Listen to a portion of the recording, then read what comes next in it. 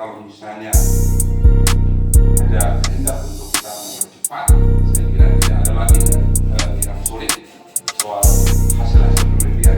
Dan hari ini saya berterima kasih karena mungkin ada dari keluarga, karena memang kita butuh yang seperti ini, dukungan dari keluarga kalau ada data-data untuk kita bisa berkolaborasi lebih jauh lagi. Itu yang paling penting, karena mungkin ada yang di saya tidak ada di Bang Kamil, ada yang di Bang Kamil tidak ada di saya. Sebab itu data sejarah itu sangat penting kita buat kolaborasi. Combine data itu sangat penting karena ini akan dinilai secara baik oleh tim pusat. Nah, apakah kalau saya salah ngomong, bisa saya dikoreksi. Jadi tadi pernyataan dari pihak keluarga saya kurang sinkron. Seharusnya saya mereka.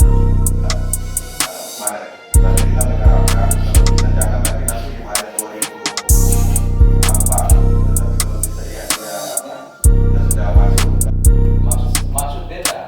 Ini harus tuntas di November ini. Desember lah. Lama Desember selesai itu udah dia lagi bicara soal tahapan. Terima kasih sudah nonton.